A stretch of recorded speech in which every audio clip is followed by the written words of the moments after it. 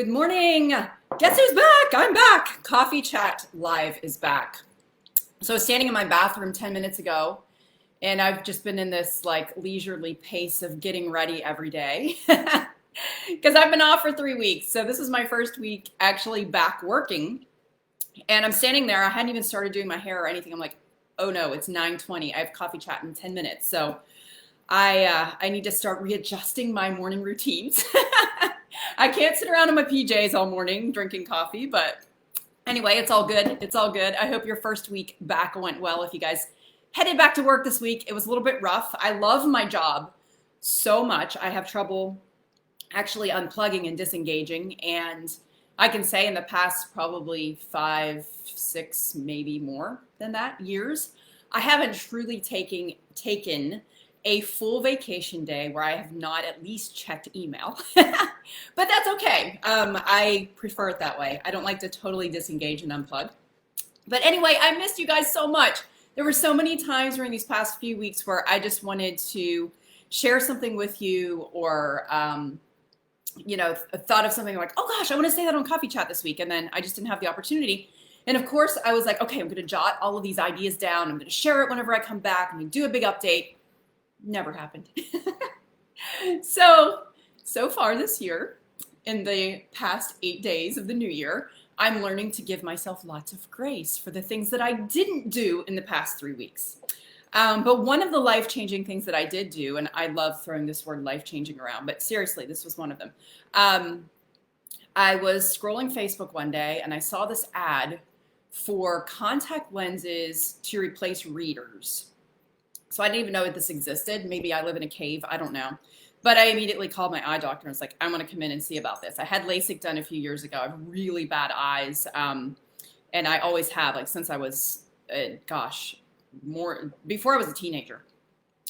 So anyway, I had LASIK done 5 years ago, and I've had a little bit of degradation of my eyesight since then, but not a lot. But the one thing that has changed is that I need my readers for everything. And I found myself over break just like getting frustrated trying to read pill bottles and trying to read my phone, and I couldn't find my readers. So I went into my eye doctor and I talked to him about it. Lo and behold, he pops in these AccuView contacts, and I can see my phone and I can read pill bottles, and I feel 10 years younger.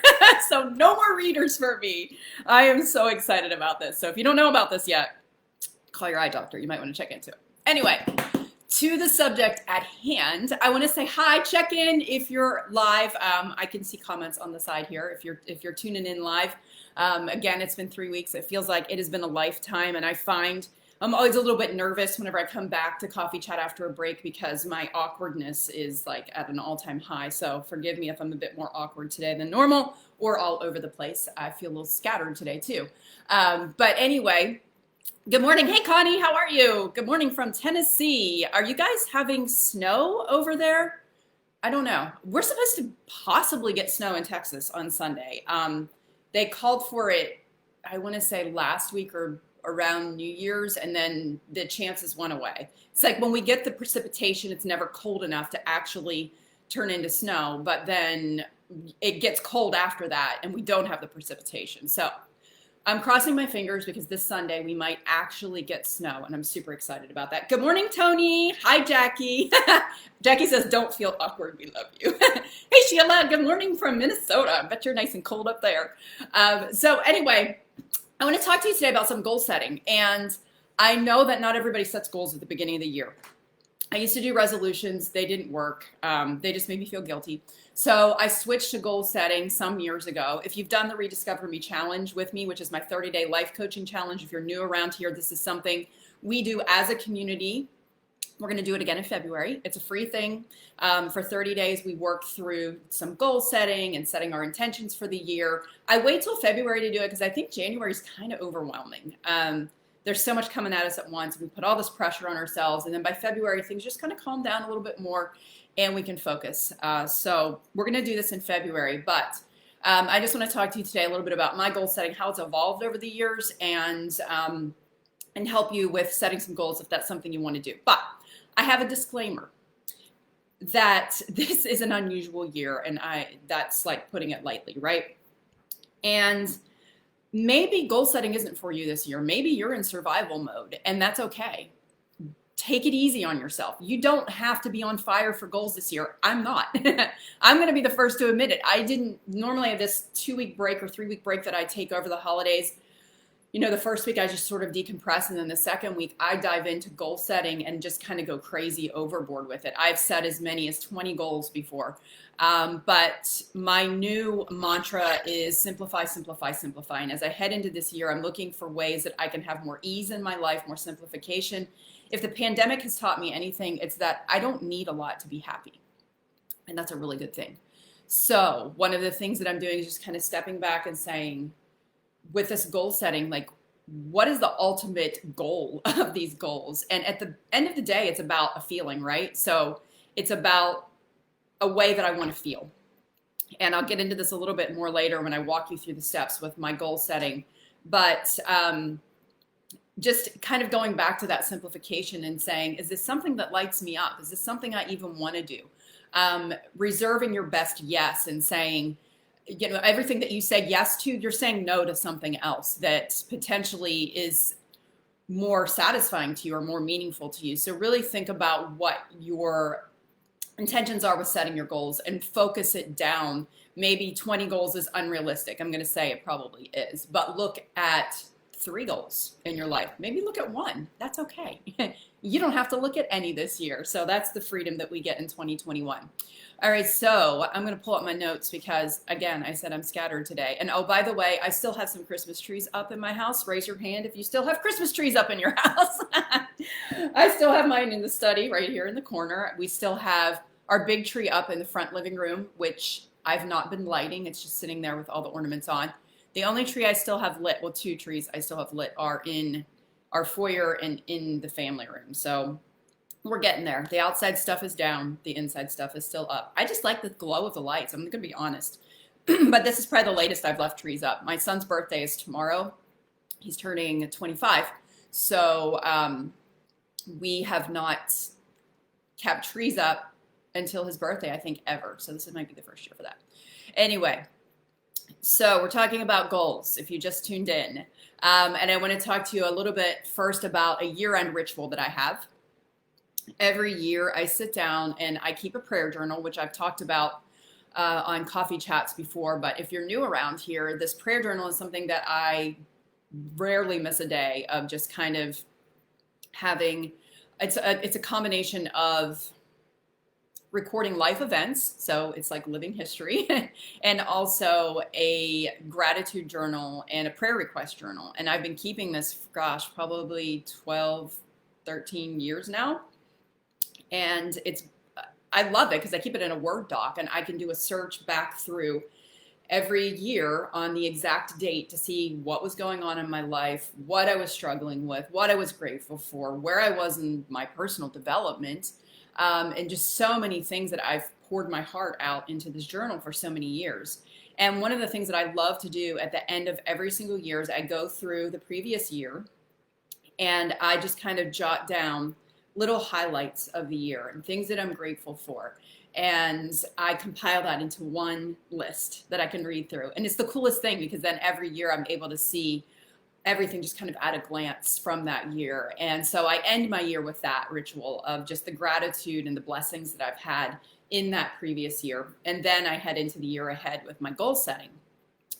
So I mentioned earlier that with goal setting, I use a little bit of a framework, and that framework starts with why, because why a goal matters to you is really going to be the difference maker between just arbitrarily setting a goal and throwing it out there and actually working toward that. So the more meaningful a goal is to you, and science backs this up, the more likely you are to accomplish it. So just keep that in mind if you're working on some goal setting for this year, that your why is going to matter more than anything, and it's going to determine your success. So you're going to take a goal, whatever that may be. I'll give you some examples of mine for this year. I set some goals in both my business and personal lives. I like to keep those separated and also keep both of them very simple because number one, with my business goals, I'm sharing this with my team. I don't want to overload my team for the year. They all have their individual goals in their areas of responsibility. So I like to keep things really high level and simple with that. And so I would take I'm going to take one of my business goals, for example. One of my big goals for this year, and I'm hearing your feedback and I understand, is that we want to find a simpler tech solution for the Outfit Formulas platform. I want a really simplified membership site. And last year, we came out with this really pretty membership site. But guess what? Pretty and simple are not always the same thing.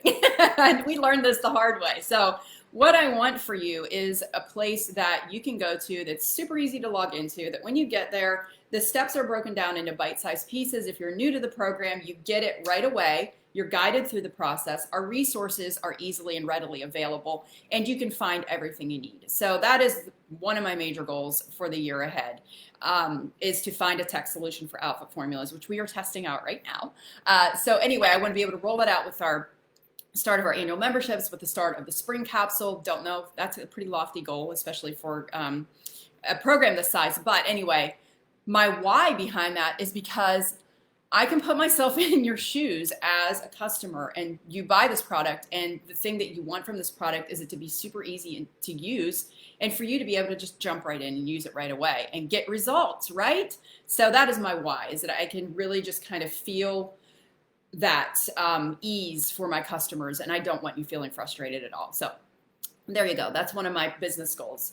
One of my personal goals this year is really I've got to get back to my health. I've had some health issues over the past, gosh, it's been over a year now, that have just really kind of reset everything for me. And I've been taking steps in the right direction in so many ways, and I'm feeling so much better. But I feel like I'm at the tail end of that journey where I need to be doing the things that I know I'm supposed to be doing. So, and I even hate to admit this, but I am gluten and dairy intolerant, and I ate a lot of bread and dairy over the holidays, and it's come back to bite me. So, I set a goal in January, starting on January 2nd, that I wanted to spend 30 days gluten and dairy free. And I'm sticking to that so far, so good. I've done really, really well with that. But I know that the feeling of that, my why, is that I want to feel my best physically. And that's really important to me. And I think that the deeper reason behind that is because of my family. I want to be fully present with them, and I can't be if I'm feeling bad every day. So I have to reduce my inflammation. And one of the ways that I can do that is something that I totally have control over, and that's what I'm putting into my body. So there you go. There's two of my goals, for example. And then I think the third step in the goal setting process is really important, and Olympic athletes do this all the time. You may have heard of visualization, but acting as if your goal has already happened, and even writing it out. I write out all of my goals. I state my goal, I state my why, and then I act as if. So this acting as if part is kind of a sneaky little brain trick that we do that fools us into seeing ourselves, visualizing ourselves in this place where we are healthier, or we have solved an issue, or whatever your goal may be. But I think it's important to write out your goals as if they have already happened too. So those are my 3 steps whenever I'm goal setting. We're allowing our brains to conceive of something is really super important. So don't skip this step. This might be one of the steps you're like, that's kind of hokey, or it feels weird, or I don't want to do that. But try it out. I promise you it works. I've had years and years of doing this, and it works. And a final disclaimer. Some years I write out goals and I never revisit them again. I know that sounds weird, but it's true. Something really powerful happens just in the writing out of the goals that, you've heard this word manifesting thrown around. Well, it's true. Whenever you write something out or you set an intention, you may never revisit that goal again. And I have had dozens of women who've done the Rediscover Me Challenge. This is one of the things I talk to them about in the challenge, is that just writing the goal might surprise you, because we revisit it every year. We've had women that have been doing this with me for 5 years, 4 or 5 years now. I think that's how long we've been doing it. And they have told me the same thing. They're like, oh my gosh, I pulled out last year's goals and I was blown away. I wrote them down in February. I never looked at them again. I revisited them this February, and lo and behold, I magically accomplished a lot of these goals without even thinking about it. So don't beat yourself up. If you set goals and you don't think about them again, no problem. It's okay. Don't beat yourself up. You might just manifest them anyway. It's magic. It's really not. It's all brain psychology. But anyway. All right. So if you're up for it this weekend, sit down with a pretty little journal, something that you want to write in, or pull up a Word document and set some goals for the year ahead. They don't have to be big. They don't have to be elaborate, and they don't have to be numerous. But pick a few in whatever areas of life you feel are really important to you and write those down. Write down the goal, write down the why, and write down the as if. And let's not forget the how. You've got to have a how to accomplish this goal too. So make sure you think through how you're going to accomplish your goals. And you may just surprise yourself for a year from now when we revisit our goal session. Also, I hope that you will join me in February. We'll be kicking it off on February 1st. It's a 28-day challenge. And each day I will be giving you bite-sized chunks. Make sure that you're on the newsletter list. If you're not on there yet, you can join at getyourprettyon.com/the-list. You can also join my newsletter list by signing up for any of my freebies, but if you're not on that yet, make sure you're on it, because we'll be communicating through that in ways that you can sign up in order to get all of the materials that you're going to need to do the Rediscover Me Challenge in February. But I just want to throw that out there early and get it on your radar now. So anyway, thanks for tuning in this morning. I missed you all. I will see you back here next week. And if you have some coffee chat ideas that you'd love for me to dive into this year, I would love to hear them. They don't have to be style related today. I didn't even mention style, except for my hot looking hoodie I bought on clearance for $10 at TJ Maxx. So it's super soft and cozy and I'm loving it. But anyway, we will tune into style this year too, I promise you. I'll see you back here next week. Bye.